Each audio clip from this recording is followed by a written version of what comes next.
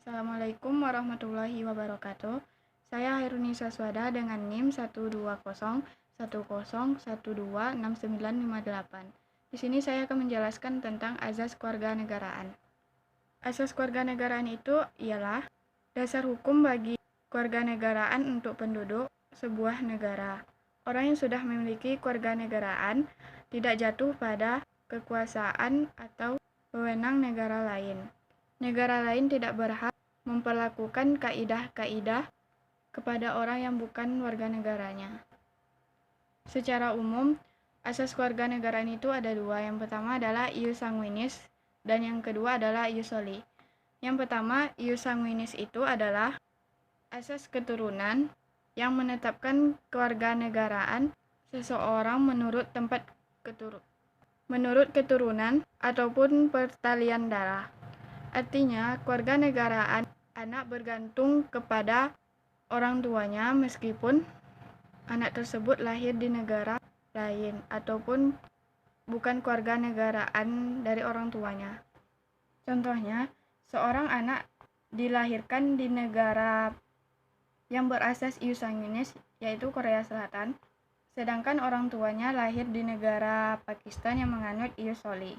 Maka anak tersebut tetap menjadi warga negara dari orang tuanya atau dari negara Pakistan tersebut. Nah, yang kedua yaitu ada ius soli. Ius soli ini adalah asas tempat kelahiran yang menetapkan kewarganegaraan seseorang menurut tempat kelahiran.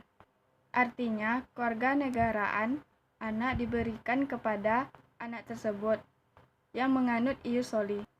Misalkan seorang anak harus menjadi kewarganegaraan dari negara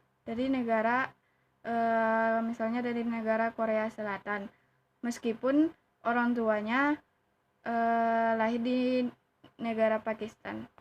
Keberadaan kedua asas kewarganegaraan tersebut sangat banyak menimbulkan masalah. Karena itu muncullah berbagai hal masalah dalam bipatrid, apatrid, dan juga multipatrid. Yang pertama yaitu adalah bipatrid. Bipatrid adalah seseorang yang memiliki dua kewarganegaraan atau kewarganegaraan ganda yang bisa terjadi karena anak lahir di negara Pakistan yang berasas ius soli, namun orang tuanya lahir di negara Korea Selatan yang menganut ius sanguinis. Anak tersebut akan mendapatkan dua kewarganegaraan dari negara A yang merupakan tempat tinggalnya dan juga dari negara ibunya. Yang kedua adalah apatrid. Apatrid ini adalah seseorang yang tidak memiliki kewarganegaraan.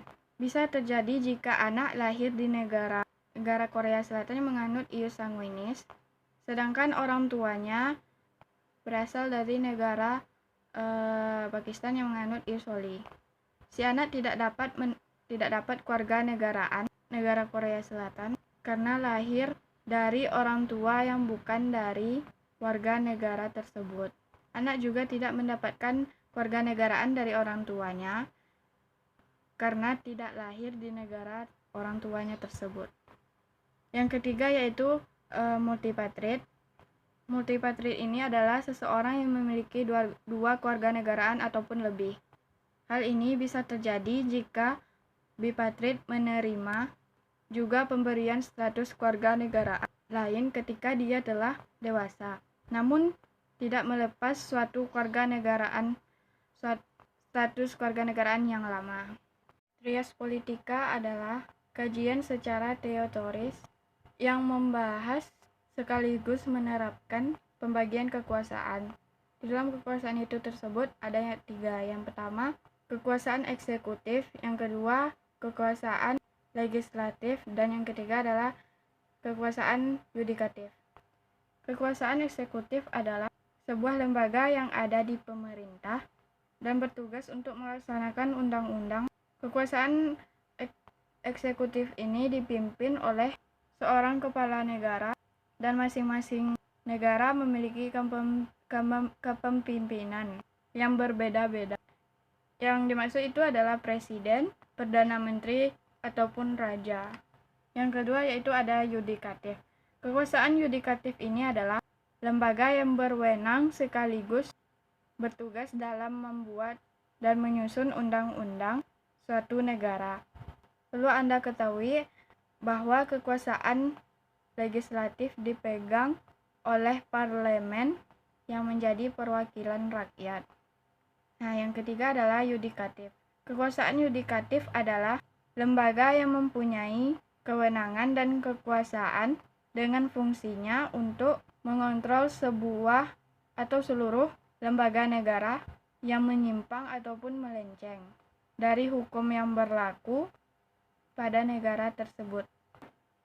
Di dalam lembaga eksekutif ini adalah presiden dan wakil presiden beserta para menteri-menterinya. Selanjutnya di dalam lembaga yudikatif ada 3 lembaga yang bertugas masing-masing. Yang pertama adalah Mahkamah Agung, yang kedua Mahkamah Konstitusi, dan yang ketiga adalah Komisi Yudisial. Selanjutnya di dalam lembaga legislatif memiliki tugas membuat memiliki tugas membuat UUD ataupun Undang-Undang Dasar. Dan adapun contoh legislatif tersebut meliputi ada DPR, DPD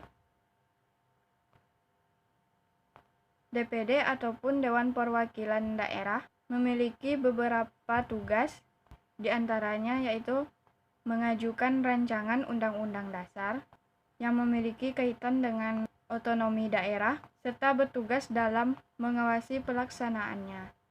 Soal yang ketiga yaitu dengan tumbuhnya kesadaran akan hak dan kewajiban, maka akan menumbuhkan pula rasa cinta pada tanah air yang muaranya terajut persatuan dan kesatuan bangsa. Nah, hak dan kewajiban itu bagi warga negara adalah salah satu kewajiban untuk mendukung pemerintahan di salah satu negara agar negara tersebut tidak runtuh.